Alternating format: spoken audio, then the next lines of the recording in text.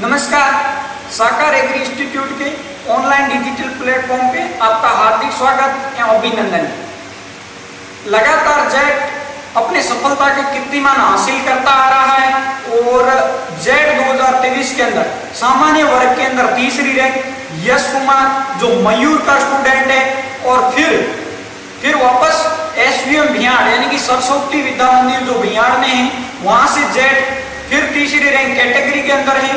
फिर mother Teresa school है अपने बाड़मेर में, वहां से 7वीं रैंक रविंद्र कुमार की है। फिर अपने जो सीयूटी रिजल्ट 2023 जो हुआ है इसके अंदर भारत की जो टॉप यूनिवर्सिटी है बरकतुल्लाह यूनिवर्सिटी, उसके अंदर साकार एग्री इंस्टीट्यूट के 3 छात्रों ने अपना दबदबा किया है। 3 जो सीटें हैं वो एक ही यूनिवर्सिटी से चयन हुए हैं। वो पहले हैं अपने अशोक कुमार मयूर से 12वीं के साथ में, एक 12वीं के वहां मतलब स्कूल जाता था और यहाँ पे क्लासे लेने के लिए मॉर्निंग में स्कूल जाता था, इवनिंग में यहाँ पे क्लासे लेने के लिए आता था। 12वीं के साथ में इन्होंने सीयूटी जो उसकी बरकतुल्लाह यूनिवर्सिटी है भोपाल के अंदर वहां चयन हुआ। फिर है महेंद्र सियार डूंगर विद्यापीठ स्कूल से, इनकी भी इसी बरकतुल्लाह यूनिवर्सिटी में सिलेक्शन हुआ। और जो आज आपके सामने जो शख्सियत खड़ी है ये है लिखमा राम, ये सरस्वती भियाड़ का ही स्टूडेंट है और अभी है ना जो इनका चयन बरकतुल्लाह यूनिवर्सिटी में हुआ। तो अभी अपन इनका एक बार स्वागत करेंगे, उसके बाद में अपन इसकी पूरी की पूरी जो जीवनी है, स्टोरी है, कहानी है वो आपके सामने मैं रखूंगा। अगर आप इनकी पूरी अगर स्टोरी सुनोगे तो आप रियल में आप रियलाइज करोगे कि क्या एक इतना स्ट्रगल और इतनी भगवान ने भी इनको बहुत बार बीच में परेशान किया। बहुत ऐसे लाइफ की मोड़ आए जिसके अंदर ये खुद को संभाल नहीं पा रहा था, लेकिन हम लोगों इनकी पूरी की पूरी जो साकार की टीम है उन्होंने मोटिवेट किया और उसकी बदौलत आज साकार का ये जो दबदबा है वो पूरी भारत के अंदर अपन रिजल्ट देने के अंदर कामयाब रहे हैं और बरकतुल्लाह यूनिवर्सिटी के अंदर सिलेक्शन हुआ सीयूटी में। तो मैं ना अभी इनका सम्मान करता हूँ।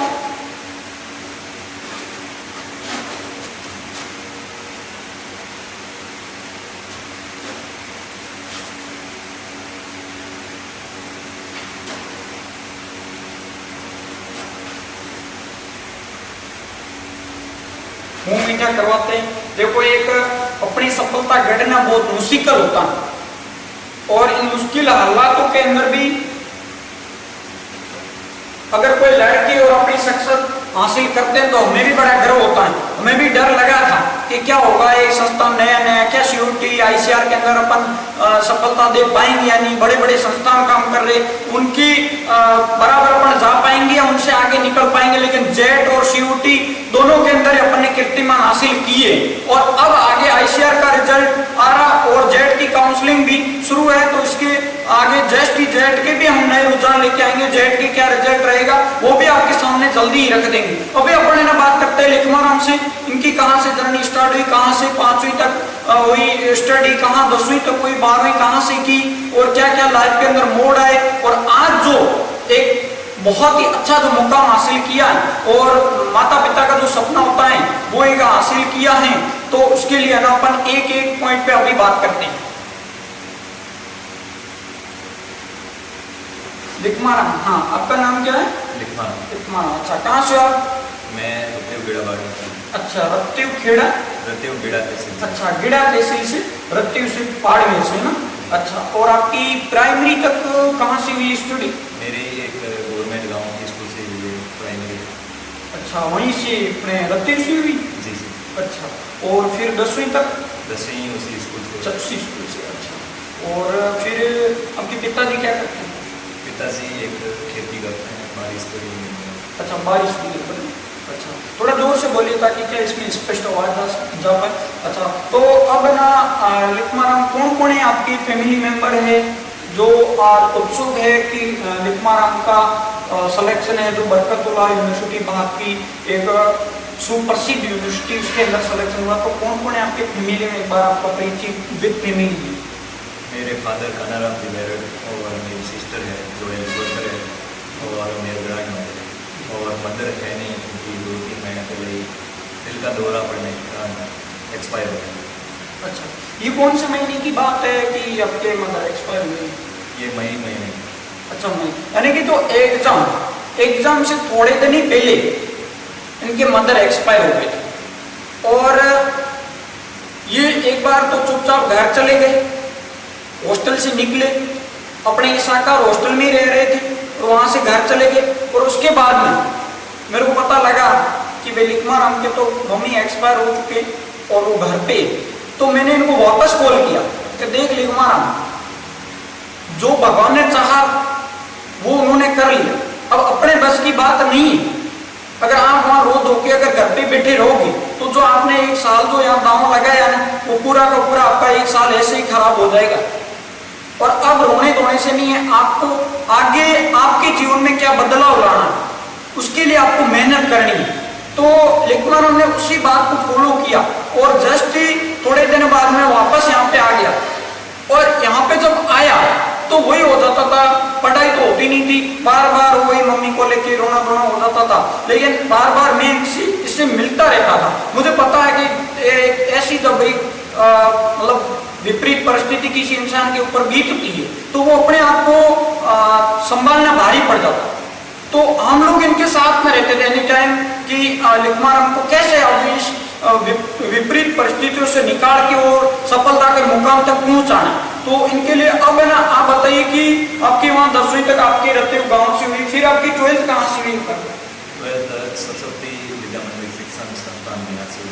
अच्छा, सरस्वती स्कूल है तो अपने बिहार के अंदर एक अच्छा संस्थान है, अच्छा प्लेटफॉर्म है और कई ग्रामीण क्षेत्रों के वहाँ पे बच्चे आते हैं, एजुकेशन ले रहे हैं और बहुत अच्छा रिजल्ट दे रहा है। और वहाँ से काफी बच्चे अभी जो इनका एक है 1 साल जूनियर है, वो भी अपने यहीं से पढ़ के और जेट के अंदर जो 3री रैंक हासिल की है वो भी इनके स्कूल से ही है, सरस्वती बिहार से। ठीक है, अब बना अपन बात करते हैं कि फिर वहां से जैसे आपने 12वीं आपकी कब हुई, कौन से सन में? 2022। अच्छा, 2022 में। फिर बीच में क्या किया आपने? बीच में मैंने एक जेट का एग्जाम दिया जो मैं क्लियर नहीं कर पाया। फिर मैं एक ऑनलाइन प्लेटफॉर्म पर एक किसी कोचिंग के ऑनलाइन क्लासेस लेते थे। अच्छा, जो मेरे को कंफर्टेबल नहीं लगी। कहाँ पे ऑनलाइन क्लास कहाँ रह के ले? मैं एक जोधपुर मार्केट में रहता था और लाइब्रेरी में ऑनलाइन क्लासेस लेता था, जो मेरे को अच्छा ठीक नहीं लगा तो मैंने ऑफलाइन ज्वाइन किया। तो जोधपुर में फिर है ना, आपको कैसे पता लगा कि बाड़मेर के अंदर एक साकार एग्री इंस्टीट्यूट के नाम से अपने, मैं आपको बता दूं कि 1 नवंबर को जेट का बैच स्टार्ट किया था। 14 अक्टूबर 2022 के अंदर अपने कोचिंग की ओपनिंग हुई और वापस अपने रेगुलर दूसरे दिन ही अपने ना सुपरवाइजर का बैच स्टार्ट किया था और 1 नवंबर को अपन ने जेट का बैच स्टार्ट किया था। तो इनका ना जैसे कोचिंग का ओपन होने से पहले ही जब एक हमने पोस्टर लॉन्च किया था तब लिखमाराम का मेरे पास में कॉल आया कि मैं सरस्वती बिहार स्कूल से हूँ और मुझे ICR की तैयारी करनी है। तब एक बार तो मेरे पैरों के नीचे से जमीन खींच गई थी कि अपन पहला साल है, पहले साल के अंदर अगर किसी बच्चे को 100% बोल दे कि हम ICR या CUT में आपको क्रैक करवा के देंगे और वो यहाँ बच्चा आए और वहाँ कहीं तैयारी कर रहा है, अपना माहौल छोड़ के यहाँ आए और बच्चे को अगर सुटेबल नहीं लगा तो फिर अपना जवाब देना भारी पड़ जाएगा। लेकिन जब इनसे बात करी, मैंने कहा भाई लिखमाराम देखो पहला इंस्टीट्यूट ओपन कर रहे हैं और क्या व्यवस्था रहेगी, क्या फैसिलिटी रहेगी, क्या रिजल्ट रहेगा वो अपने पे डिपेंड करेगा। और आप तो एक बार आ जाओ, जेट के लिए तो मैं 100% गारंटी ले रहा हूँ कि आपको सीट निकलवा दूंगा। लेकिन ICR की है ना, अगर आप मेहनत करोगे तो अपन है ना मिलके तैयारी करेंगे और हमारा पूरा आपको सपोर्ट रहेगा और अपन है ना ICR CUT को क्रैक करेंगे। तो लिखमाराम ने बोला कि सर बिल्कुल हम आपके साथ खड़े हैं, आप कोचिंग ओपन करो, हम लोग आएंगे, तैयारी करेंगे और पॉजिटिव रिजल्ट लेंगे। उसकी बदौलत आज लिखमाराम ने CUT के अंदर अपनी एक सीट पे दबदबा बनाया। तो लिखमाराम अभी है ना बताना कि और भी आपकी फैमिली में एक प्रॉब्लम आई थी, हमने सुना था बीच में। जी, मैं 10th में था जी, तो मेरा एक भाई जो एक ही था वो मतलब रोड एक्सीडेंट के कारण एक्सपायर हो गया।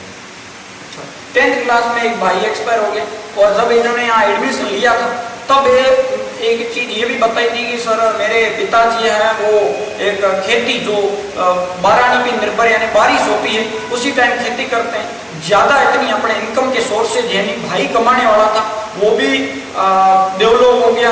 और बीच में इनके मम्मी की तबीयत ठीक नहीं थी, ये बताते रहते थे कि सर मम्मी की तबीयत ठीक नहीं है, और एग्जाम से पहले वो भी एक सबसे बड़ा इनको लाइफ चेंज का एक झटका मिल गया।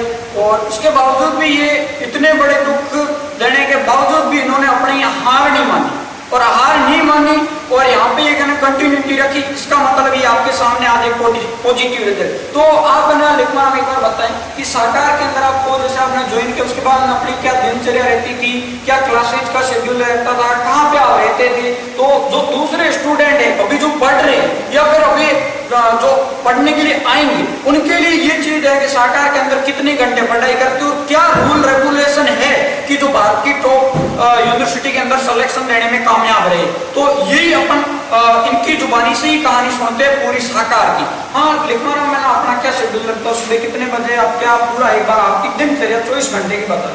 मैं 5:30 बजे उठता था और 7 बजे क्लासें लगती थी कोचिंग में 6 घंटे की।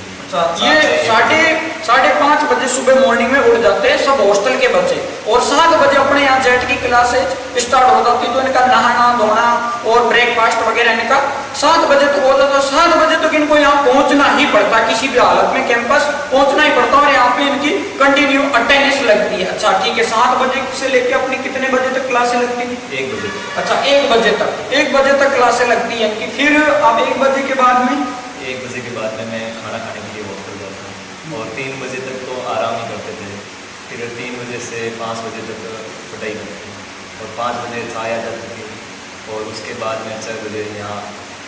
अच्छा ठीक है, अब इनका क्या था कि ये वापस वहाँ 1 बजे जाने के बाद 1 से लेकर 3 बजे तक इनको रेस्ट दी जाओ, खाना खाओ, खाना खाने के बाद में 3 बजे तक रेस्ट करो, 3 बजे से लेके और 5 बजे तक इनके वापस रीडिंग लगती है वहाँ पे, और 5 बजे इनके वापस चाय आती है।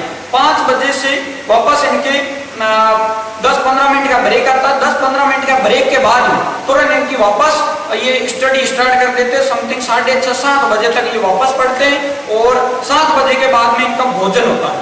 ठीक है, अच्छा हाँ, फिर भोजन के बाद में यहाँ साकार की लाइब्रेरी है, यहाँ पे आपके 12 बजे तक पढ़ते थे, फिर वापस हॉस्टल चले जाते। हाँ, यहाँ पे क्या होता है कि 7 बजे इन स्टूडेंट सबको ही बुला लेते हैं, हॉस्टल हो चाहे रूम लेके रह रहे हो सभी को बुला लेते हैं। 7 बजे से लेके रात को फिर 12 बजे तक पढ़ते हैं और उसके बाद भी वापस हॉस्टल चले जाते हैं। तो अब है ना लिखमाराम एक आप है ना जैसे आपको कितनी खुशी हुई कि आपका सिलेक्शन एक टॉप यूनिवर्सिटी के अंदर जब आपने रिजल्ट देखा, और सीयूटी का जैसे अलग अलग काउंसलिंग करवा रही है, बीएचयू ने पहले करवाई, उसके बाद में सीयूटी, अलग अलग यूनिवर्सिटी जो भी सीयूटी की यूनिवर्सिटी है वो अपनी अलग अलग काउंसलिंग करवा रही है। तो ये बरकतुल्लाह की जैसे काउंसलिंग हुई तो इन सब बच्चों ने काउंसलिंग करवाई। तो आपको जैसे आपका रिजल्ट आया तो आपको किसने बताया पहली बार मैंने चेक किया वेब पर। अच्छा, तो फिर मैंने देखा मेरा सिलेक्शन हो गया। अच्छा फिर आपको कितनी खुशी हुई कि? बहुत खुशी हुई। अच्छा, फिर आपने किसको बताया कि मेरा सिलेक्शन? सबसे पहले मैंने मेरे फादर को बोल दिया।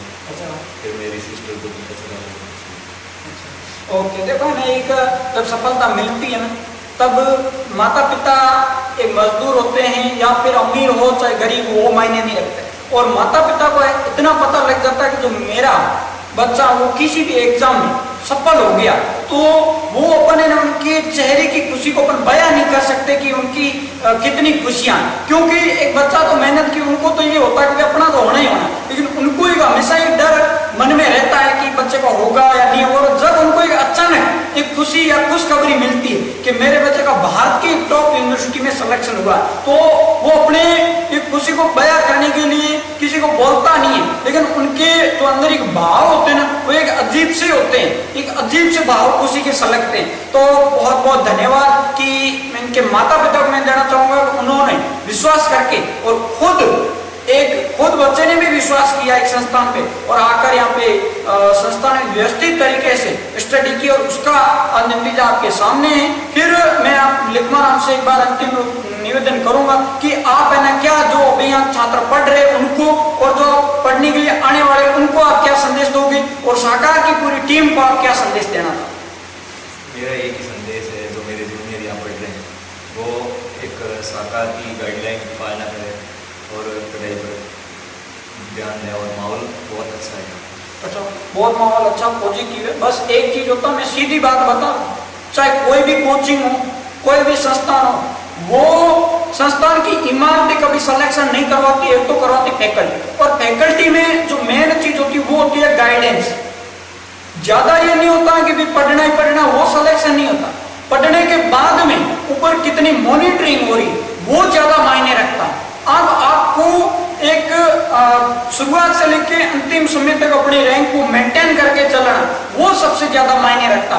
जब ये लिखमाणा में अमर सिंह है और अपने महेंद्र सिंह है, अशोक है, इन्होंने ना अपने रैंकों को एकदम मेंटेन करके चले। और बहुत सारे अभी जेट में सिलेक्शन होंगे, मैं आपको बार बार बताता रहूंगा कि कौन कौन से बच्चों का जेट में सिलेक्शन होगा, और सीयूटी आईसीआर में भी बच्चों का होगा, तो वो मैं आपको बार बार बताता रहूंगा। तो वही है कि उन्होंने रेगुलरिटी कभी नहीं छोड़ी, और हम इनके बीच में रहते हैं, वही मोटिवेट प्रॉपर वे में करते रहे।